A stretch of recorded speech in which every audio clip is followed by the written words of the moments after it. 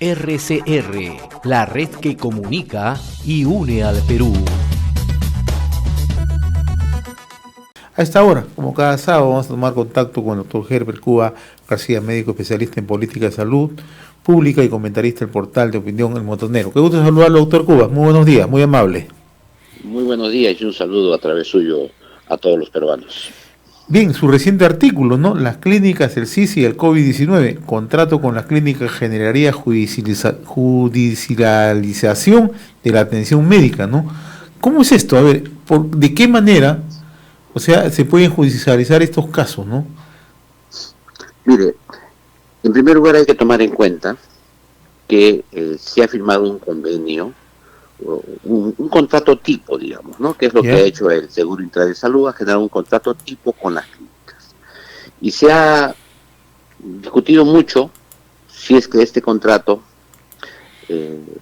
tipo tarifa plana, o como dice la resolución del Seguro Integral de Salud, por empaquetamiento global, dice, ¿no? Del COVID. Es decir, han formado un paquete para los pacientes que están atendidos en unidades de cuidados intensivos, y este paquete de atenciones se pagan 55.000 soles más IGB, si está en un caso severo en unidad de cuidados intensivos, por todo gasto. O sea, no hay forma de incrementar ese monto, a pesar de que el paciente sea 21 días, 20 días, 30 días, 5 días, 7 días.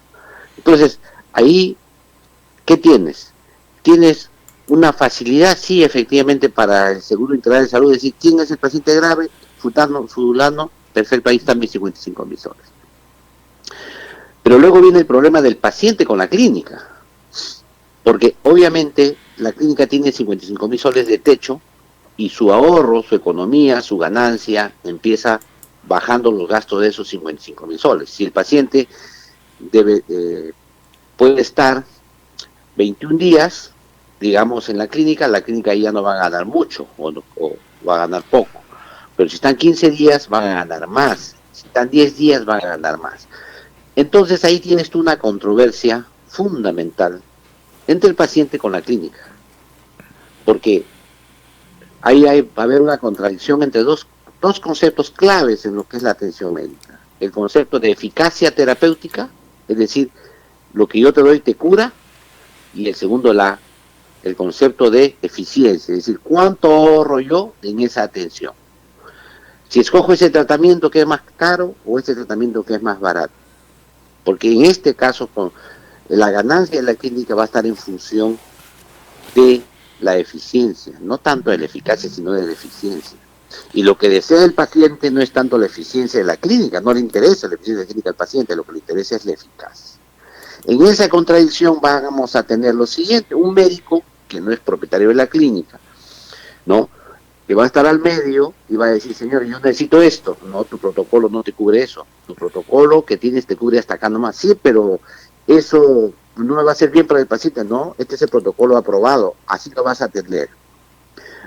Por otro lado, los pacientes van a decir, doctor, ¿por qué no le hace usted esto, no le hace usted lo otro? Al final, el desenlace fatal va a ser, ¿qué? Juicio.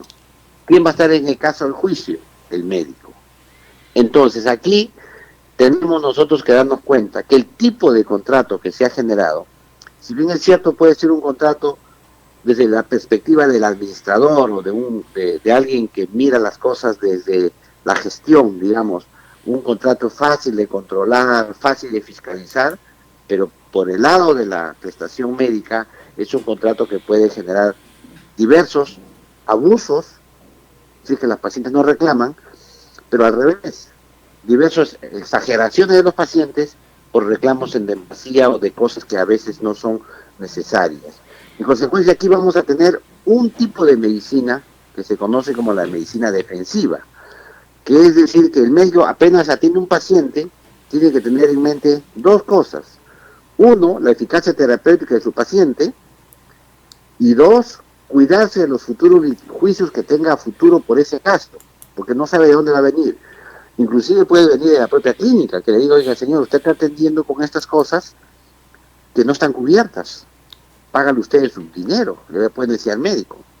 Entonces, este problema de judicialización tiene que ser tomado con pinzas. Yo creo que aquí se impone un análisis muy serio de parte de los actores involucrados, y en este caso el CIS tiene un actor que tiene que estar vigilante para el cumplimiento de esos contratos sin afectar los derechos de los pacientes y sin afectar los derechos de los médicos que atienden ahí.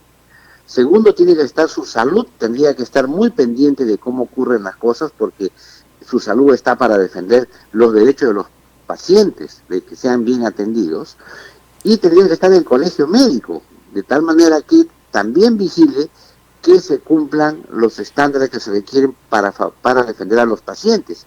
Y también tendrían que estar las asociaciones de médicos, la asociación médica, que tiene que ver que no se violen los derechos ya también de los médicos en los procesos de judicialización. O sea, un simple contrato de 55.000 soles, que aparentemente uno lo mira como tarifa plana, y si es tarifa plana, genera una serie de distorsiones que si no se tiene cuidado, si no se ve esto, la verdad es que vamos a partir de este contrato, vamos a tener una lluvia de procesos, muchos de los cuales podrían ser, como le llaman, procesos chatarra, es decir, denuncias por gusto, pero no muchas o pocas podrían ser certeras, debido a que hay una controversia muy seria, porque este tipo de contrato no afina la eficiencia y la eficacia en el acto terapéutico. Ahora, doctor, ¿por qué se ha hecho tan complejo esos acuerdos con las clínicas? Hay que tomar en cuenta que en realidad no es ningún acuerdo. ¿Si no? En realidad es un simple tarifario que ha establecido ese. Pero el ministro sale a decir que se ha llegado a un acuerdo, se ha llegado a entendimiento, están suscribiendo convenios, etcétera. Claro. Lo que sucede es que, mire usted cómo es. Ahí hay un tema muy complicado de explicarle de repente en pocos minutos, pero el tema es el siguiente. El Seguro Integral de Salud es una institución que por decreto supremo tiene la obligación de elaborar un tarifario para las atenciones que compra a los proveedores privados y públicos. Hay que tomar en cuenta que el Seguro Integral de Salud es solo un fondo. Administra un fondo de alivio a la pobreza, así es el Seguro Integral de Salud. Entonces solo tiene dinero, entonces tiene que pagar servicios. Para poder pagarlo quiere elaborar un tarifario. Entonces, el gobierno le ha dado una ley en el 21 de abril de este año, que es el decreto legislativo 1466, y desde esa fecha hasta el conflicto que hubo incluso con el intento del conato de expropiación de las clínicas por parte del presidente, no había elaborado su tarifa. Y cuando ha hecho la tarifa, la clínica ha dicho que es muy poco, que no les interesa con esa tarifa venderles nada. Lo que ha hecho el gobierno es que le compren, que le vendan forzosamente, que es que, bueno, ustedes me tienen que vender forzosamente a esta tarifa. Dijo primero 32.000, luego han subido a 55.000. A 55.000 ustedes me venden los servicios, les ha puesto. O sea, es una imposición de compra.